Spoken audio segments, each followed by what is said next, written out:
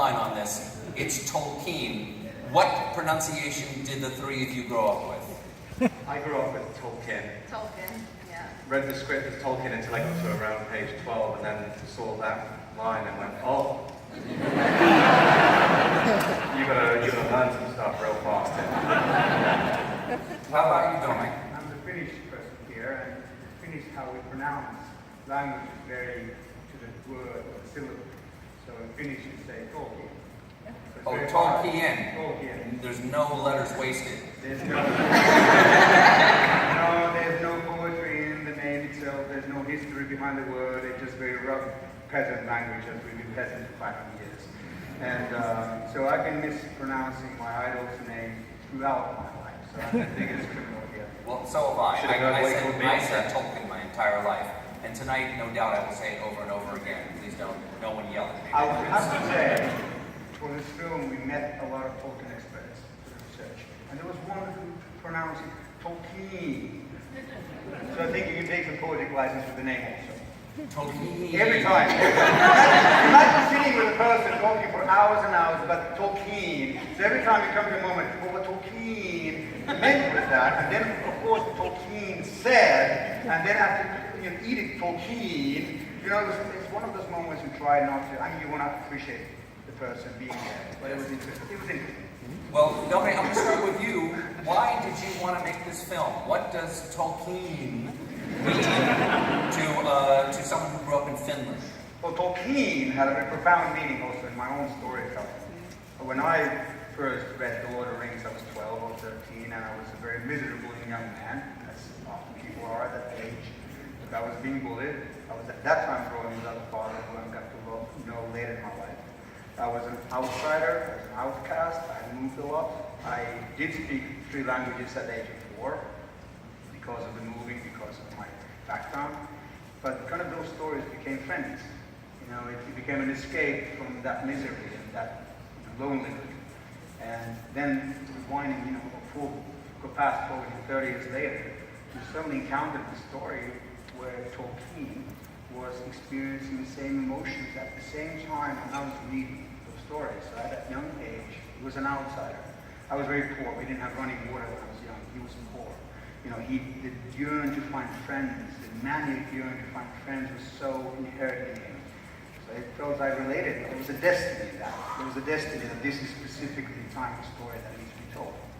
Well, Lily and Nicholas, what were your relationships to Tolkien before you played these characters? I was a huge fan of his work growing up in elementary school. I moved from the English countryside to Los Angeles when I was 5, and I used to grow up running around the woods and the forest pretending there were fairies and elves and magical creatures. Wanted to be one of the elves myself, and I even auditioned for Peter Jackson's film The Hobbit. Didn't quite get it, but and I wanted to play Tolkien. Yeah. No, I wanted to play a Hobbit. No, I auditioned for Evangeline Lilly's part, which was, an elf princess. So they gave it to the other Lily. The other Lily, yes. But so it was something that was very at home and at peace for me to play a character like that. And little did I know that years later I'd end up playing the woman who inspired those characters. So for me, it's something that almost like you were saying, kind of fate. I feel like there was a reason as to why I've always felt so comfortable with that world of fantasy and magic. It's a huge part of that for me. And Nicholas, what was your experience with Tolkien? I got given The Hobbit to read on the set of About a Boy by the directors of that. So I read it then, and then the Lord of the Rings movies came out just after that. So I was a big fan of those. I would stay after school and play the card game. That was like my evolution from the Pokemon card game. Growing up fast. But yeah, nothing about the man. Although I do want to go back for 1 second when you talked about auditioning for the Hobbit movies. I learned today that you were in the Hobbit movies. Yes. I didn't know this until just now. I was the Lake Town Spy Master. Yes. Really the hero of the second movie.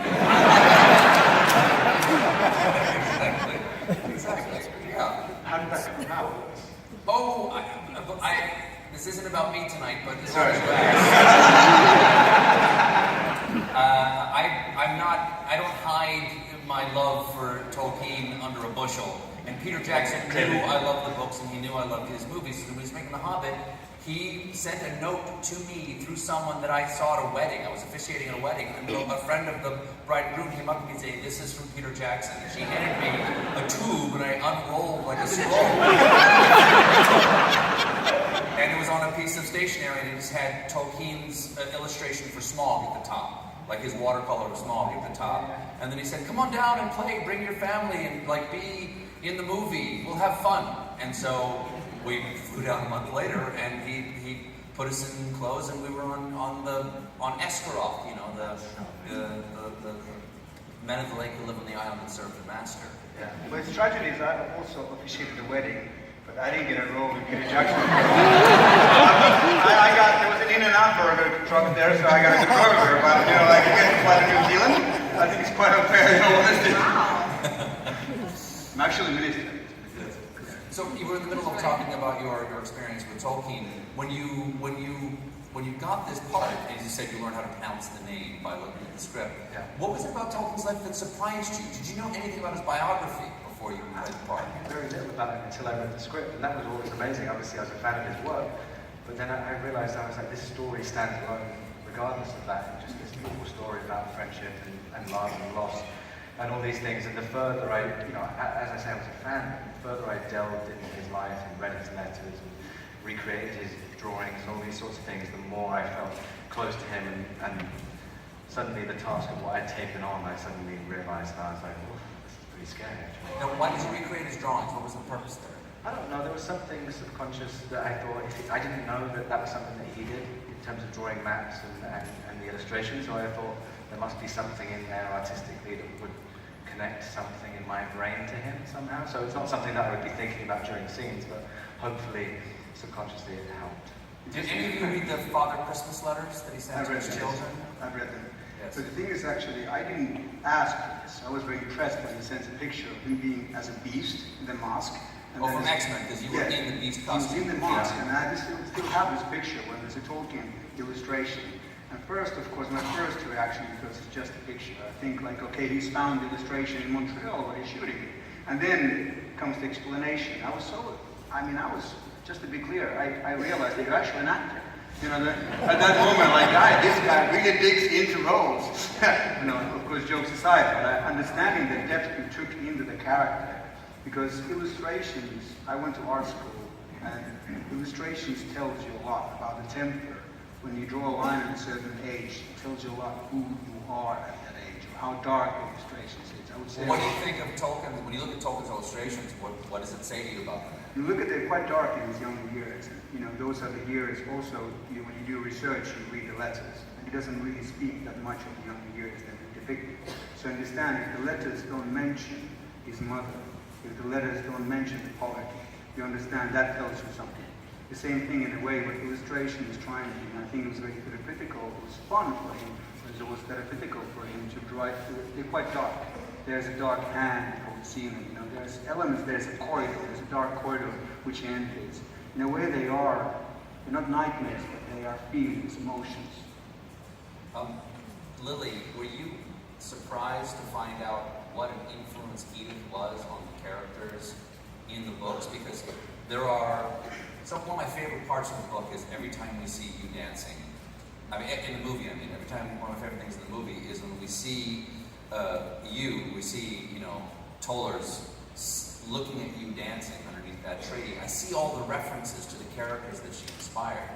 Thank you. That was just me showing up and him saying, "Hey, you're gonna Elven dance today." That's exactly. It wasn't really on the script. It was just, do what you think an Elven dance would look like.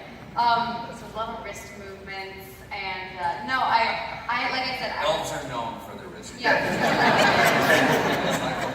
It was Elves, and then was Madonna. That was kind of it. We were listening to Florence and the Machine. I got to pick what I wanted. That's what you were dancing to? So I was listening to Dog Days. Well, she looks like an elf. But to me, I saw her live at Coachella years ago, and she was barefoot. She had long curly hair. She had tassels on and lots of colors, and she just kind of is in with nature. She just is who she is, and so grounded. And I felt like she was ethereal to me. So we played her music, and I just kept dancing and dancing and dancing, and moving my wrists. So for me, there's very limited research that one can do on Edith, unfortunately, because for a woman of that time, there wasn't much on her. And I think what I had to do was look at photos, and there are a couple photos of the two of them together, like late in life, as well as one or two of her, just her own. And I love that there was this kind of deep-set cheekiness to her behind her eyes. For a woman super poised and well put together, she had a real sass and wit behind her eye that was almost ahead of her time. And so that, paired with knowing the characters that she inspired, I had to distill a real-life person almost from fantasy. So my research was almost done backwards. So I had to take what those fantastical characters would be and the nuances of that and make her grounded, which was a weird way to do research, but I didn't really have a choice. So the Elven dancing, that kind of spirit, was what helped me bring like almost a cheekiness to a woman of that period who was an orphan, who was a piano player, and had limited prospects, and who was living in a house under the watch of a woman who wanted her to be very put together and buttoned up all the time. There's something about their relationship that seems almost, it seems mythical in and of itself, because they're certainly legendary. The idea of orphans who go through great suffering and at the end of it find happiness and love with each other, as if it was destiny that they should be together. Or even biblical, because he's denied, as you know, Nicholas denied the opportunity to see her. He can't be with her. That's, what is that for like you as an actor, how does that resonate for you as a performer? That kind of fairy tale quality of their own lives. So the fairy tale quality of it is something that, of course, unless you know it's true, it's something that almost doesn't seem that way on the page.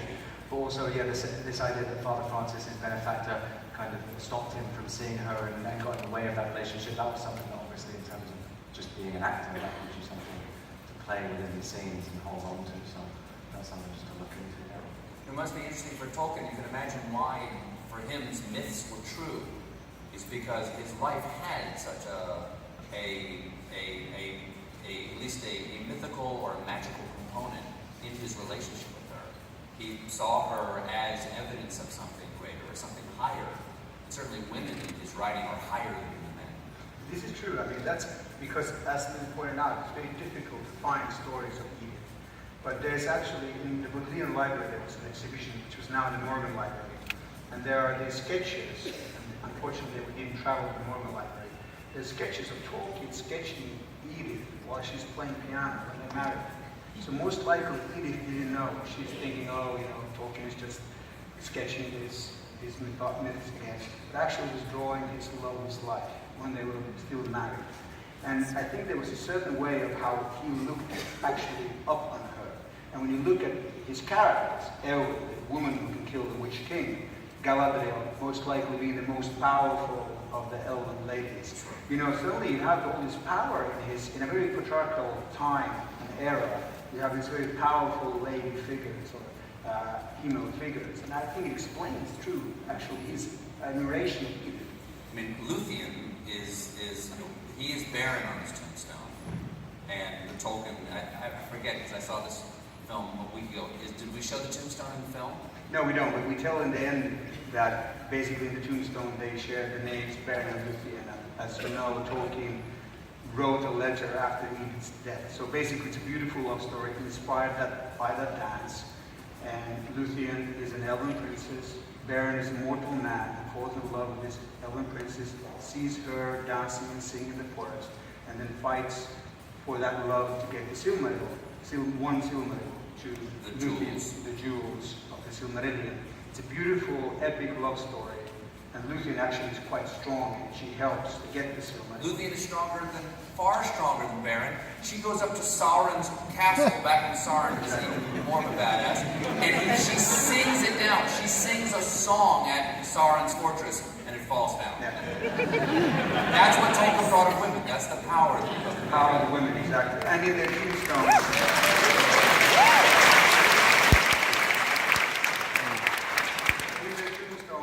are named Beren and Luthien. And then after Edith passed away, that's the amazing love that they had. Tolkien wrote a letter to his son saying that she was my Luthien, and I can't go to the halls of Mandos which is basically their paradise. I can't go to the halls of Mandos to ask to get her back. So it's an eternal love. Let's talk about language for a second. Nicholas, how is your old Norse? Because you speak some Finnish in this, Old Norse. I'm sorry, you were saying it's strong. Strong. Very good. Mä nyt vastaan, että voidaan tuoda praattelua norskilla. I thought it was a little bit dry, but very tasty overall. We worked with a professor from Oxford, and these are kind of precursors to the languages that Tolkien invented. But yeah, lots of Finnish influences, lots of Old Norse, which, to be honest with you, it was weird because I'd see them written down in the script, and I'd be like, okay. So I'd sit at home reading it out loud as I thought that would be pronounced, and then hear a recording of it, and realize that it sounded nothing like how I presumed it would be. So then just have to kind of work off the recording and then write it out phonetically to try and learn it, and then put the meaning back in behind it. So it was just a lot of repetition, and it's not, I didn't learn the languages, I'm sorry. You fooled me, and that's acting. I want to talk about the experience, the Tolkien's experience in the song. How do you think that influenced him? What did that mean to him as an artist going forward? How did that resonate throughout his work? Well, he always said that it wasn't an allegory for his work and the worlds that he created, but obviously any influence as harsh as that are going to have an effect on you emotionally and in the worlds you create and what inspires you. But I think the main thing from the movie for me is that takeaway of the TCBS, those guys, the art that they would have created, that idea of going out and changing the world through art. So the thing that I'm really take away from it is that, you know, Tolkien carrying that torch forward once they've passed away and can't do that any longer. This is his work, and that inspires him to carry on, but also it made me really think about all the souls we lost because of that conflict and the art that we lost because of that, essentially. So that's what. But then you can talk about how it's been told out in the movie as well. Yeah. No, but basically the idea was that he himself said that there are not direct inspirations except those few that he's mentioned, like the Lúthien and then story of Kullervo becoming Turin Turanvari and the Silmarillion. But how we approach it, actually, what I wanted to approach is that it's obvious that emotionally he was affected. Like if you look at this film and the experiences he had, it's affected, it intervened into him as an artist. For instance, the war, I approach it from a dream. What if he's actually in that hospital in Southampton, lying there in Trenchfield and dreaming his experience? So it doesn't necessarily have to be factual, historically, every scene this happened, but it's more like his emotional take from that journey. Because for me, it's so obvious that it is in his mythologies. They're innocent souls, these beautiful souls that go into destruction, the war, and they, experience this turmoil. That is almost in every of his stories. I think he actually said in the letter that the dead marshes from the Return of the King, or I guess it's the Two Towers, the dead marshes, are the song. It is the pools, the dead bodies, because they couldn't be removed from the battlefield. They would just be all around the people, literally in the water. You couldn't do anything for them, and that's sort of that haunting imagery is directly from his experience in the song. And also the experience of confronting the ultimate evil, like in the end of the battle scene, for those who read the Silmarillion, in a way it's a story of Phil Goldman and Elven Lord confronting the ultimate evil, Morgoth. But it's not yet, he hasn't written it yet. But the idea in the film that every idea, every hallucination or vision or sound or experience that he has is an idea, something he then later on uses. So he must have felt that. It's so often it is in his stories, kind of the vain battle, something, confrontation, something ultimate, like Gandalf against the Balrog. There's so many, that repetitively comes. So he must have felt that going over the top, which he did, is that it's something you do in vain. You know that you're going to get killed. You can't beat this battle. Self-sacrifice returns over and over in his stories. Anybody who fights a Balrog ends up dying. 3 people fight Balrogs, they all die, including Gandalf. Frodo knows at a certain point, I'm never coming back here, it doesn't matter, he has to keep going. Exactly. I think that echoes his religiosity, his Catholicity, and he was deeply religious, quite pious Catholic. And part of it was, I think, and and I'm completely projecting, of course, here, but his mother sacrificed so much for becoming Catholic, by marrying a Catholic, and was disowned by her family. Did his Catholicity or his religiosity enter into the story at any point when you were thinking about telling this? Because, well, there is no religion in any of the stories of the Lord of the Rings. There's a God, and I was wondering whether you chose to keep it out, or whether you just couldn't fit it. Well, it couldn't fit. I mean, there is religion there. For instance, the moment when he recites the Christ, which is a very religious poem, in Oxford, he's lying on the ground. He's actually looking upon the heavens for answer. He's lost Eden. He's lost earth. He's reciting a religious poem. He's hoping for answer. That's doubt. He himself wrote that he was a very bad Catholic at those years. He didn't go to church, and of course, that's understandable. Young man in pain and want to experience life. But we actually had more scenes. For instance, with Father Francis, we had a scene in the film which young Tolkien is attending last rites with Father Francis, and he's uttering the words, and we intercut with older Tolkien meeting death. But what happens, and this is typical, visualizing religion. I've done a faith-based film in my past, a third film called Forbidden Fruit. Visualizing religion it's one of the most challenging things in cinema because it's so internal. And unless there's a conflict where you're fighting with your priest or you're running to the church shouting, "Why God, why did you do this?" It's really difficult to bring on screen. So that scene, when you screen it to people, basically that intercut, they didn't get it. They felt it's something, there's nothing there, it's a boring part of the film. It doesn't resonate with those people who don't understand it.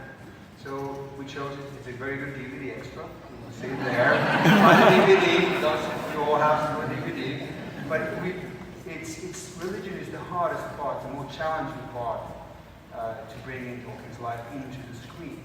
We didn't choose not to leave it out, but it's just almost difficult to get there. It makes sense to me because he purposely kept it out of his works. It's also true. Tolkien had his, as you see in your beautiful film, in a way, his childhood was saved by storytelling. His mother telling him his story. She became so important to him. Lily, what has storytelling meant to you? Because you now are a professional storyteller, an embodier of stories. What do you think the power of storytelling is, and why is it important? Well, one of the main reasons I wanted to become an actor was I remember my parents telling me stories before bed. I have very few memories of my parents together before they separated, and they're mainly in fact telling me stories before bed. And my dad would do different characters with different voices. And Were these made-up stories, or? both. So he would make up stories as well as like take out a book out of the shelf, probably the Mr. Men series. That's what I was growing up.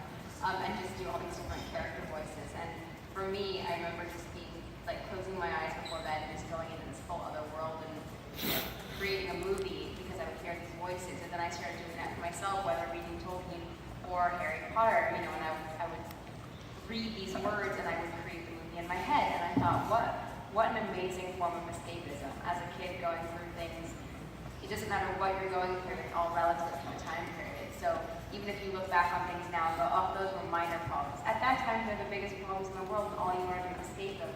And for me, magic and fantasy did that. And so I always thought, what do I want to do? I want to help bring people on that journey with me into this other fantastical world I've created. And that's what we get to do as actors. We get to transform into these characters that take you along on a ride. And I think, Edith and Tolkien were each other's form of escapism. And what an amazing gift to be able to do for yourself, but also other people, to take you on a ride of exploration of yourself for other human beings. And I think I get so much joy out of it because I learn just as much about myself as the characters I play. That's one of the things I really loved about this film, is seeing, because Tolkien, in some ways saved my life when I was younger. I was given Tolkien when I was 13. First, the Fellowship of the Ring. I read The Hobbit many years later, but The Fellowship of the Ring, it was completely engrossed immediately. I remember being in the Two Towers, and lying on the couch in my living room, and I was in the chapter of the Uruk-hai, and they were crossing the plains with Merry and Pippin, and at a certain point I went, because I realized I hadn't been breathing for like an entire day. I just realized I was so deeply in Tolkien's story that I felt like I needed a snorkel so I could get air from the world that I lived then, and is to this day, when I cannot take another moment of the nonsense of our present world, I will return and I'll listen to it just the other night. I just listened to a little bit of the Treatment chapter. Just a little something to remind me of something still and bright and beautiful and forever above the It's shadows. your happy place. What? It's your happy place. It's my beautiful place. It's Yeah. more than happy. It's actually beautiful because Tolkien stories, to me, what's good about Tolkien stories, they're not particularly happy. You know, I think I'm paraphrasing him when I say all the happiest stories are sad. You know, because there's so much sadness. Nobody gets out alive. Nobody gets out unscathed in these stories. Only Sam, maybe, but even he is wounded by the loss of his master here. But that's inherently, that's how I read it. My experience is the same. You know, at the age of 12, escaping this world we discussed earlier, we would escape playing Dungeons and Dragons, the board games, and create our own stories. Escape, because that's what, when you play the board games, you're kind of fantasizing your own worlds. But that's inherently what I found out that Tolkien